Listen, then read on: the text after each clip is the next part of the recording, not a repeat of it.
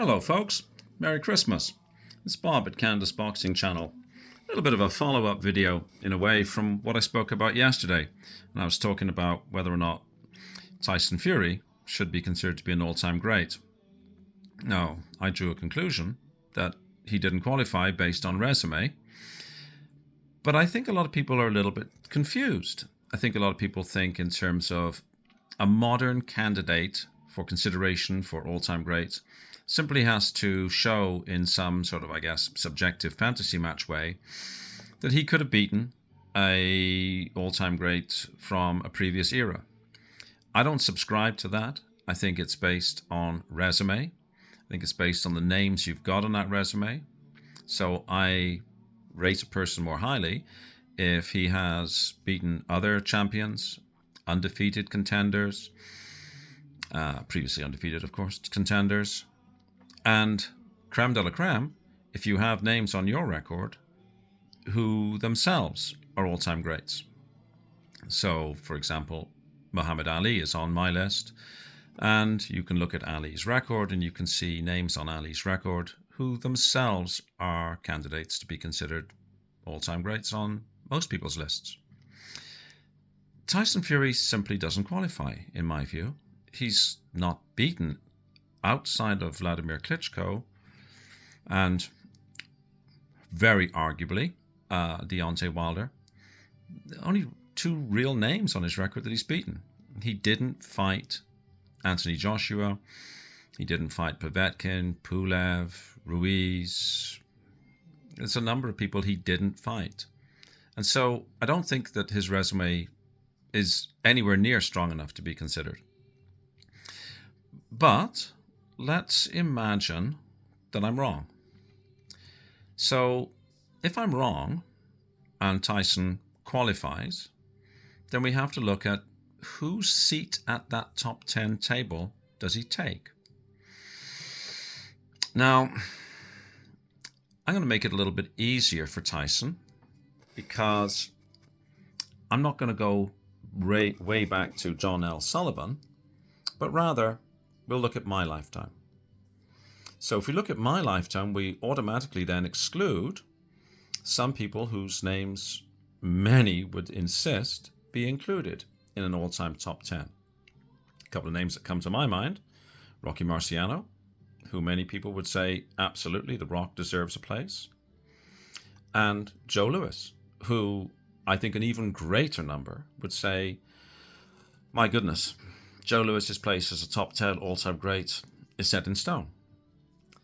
So that would only leave 8 spots for Tyson to try and kick somebody off. But let's be fair to Tyson. Let's say we start the clock in 1960. So you'd have to be an active boxer from 1960 onwards. That excludes a lot of the all-time greats. And let's see how Tyson stacks up against my top 10 in my lifetime, and see if Tyson's resume can push one of those off. So I scratched out some notes. They're not outside of the first. They're not really. I'm not married to where they sit on these numbers. But my number one, my lifetime, and happens to be number one, my all-time, is Muhammad Ali. I remember my father and I used to argue when I was much younger, because of course my dad was a Joe Louis fan. I was a Muhammad Ali fan. Right through until my father passed away over 30 years ago, we used to have heated discussions about which of these two had made a more significant impact, or the better resume, etc., so forth. So we've got Ali, Olympic gold medalist, defeated Sonny Liston, cleaned out the division, trilogy with Frazier, trilogy with Norton. His finest moment, in my view, was beating Foreman in the Rumble in the Jungle. I remember being terrified. I thought Ali was going to get killed. I was 14 years old. I was genuinely worried about Ali. He comes out, knocks out George Foreman. Wonderful. Second on my list is George Foreman. And that's really on the strength of the fact that he had a second career coming back to beat Michael Moorer, who I think was 35-0 at the time. without looking it up. Don't quote me on that. Third on my list is the great Lennox Lewis. There's a very strong case to be made for number 2. But anyways, I've got Foreman number 2, so I put Lennox Lewis number 3. Lennox Lewis beat everybody who was put in front of him. Lost twice, came back and beat both those guys, which is also something that I put a lot of weight on. It's how do you come back from a loss? And we've seen how Ali did it. We've seen how Foreman did it. We see how Lewis did it. Number 4 on my list is Larry Holmes. Number 5 is Joe Frazier. Then I've got Sonny Liston. For younger watchers, Sonny Liston is a truly terrifying beast of an individual who cleaned out the division. He's a very avoided fighter for a long time. When he was given an opportunity to fight for the heavyweight championship of the world, he absolutely destroyed Floyd Patterson. Destroyed him twice. Number 7 on my list is Evander Holyfield. Number 8 is Mike Tyson. Number 9, Vitaly Klitschko. And number 10, Vladimir Klitschko.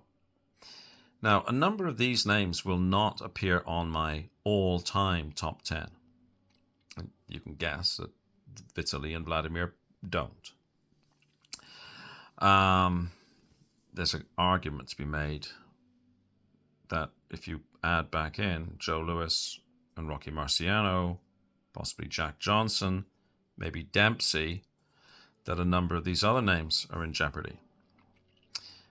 But I think if we just look at these names, we can kind of, if we're even halfway serious fans of boxing, we can agree that Tyson Fury simply doesn't merit a seat at this top table. And I'm hopeful that other much more experienced YouTube people who've got lots of views, people who've got lots of fans, will agree that as good as Tyson Fury might have been in his generation, and I say might have been because we simply don't know. He didn't fight all the people he should have been fighting. Again, my view. But hopefully, this business of Tyson Fury being an all-time great can be put to rest once and for all.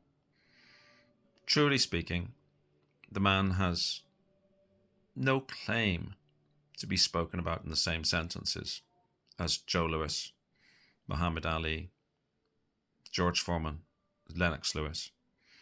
And I can't imagine what Foreman and Larry Holmes and Lewis must think when they listen to Tyson speak. Gosh, they must want to turn the clock back so badly, get up there and just iron him out. Anyhow, that's my thinking, and please leave your comments below. I promise to read them all and respond. And have a very, very Merry Christmas wherever you are in the world. Wish you all the best to you and your families. And please hit like, share, and subscribe. And have a great day. Thank you very much. Bye-bye.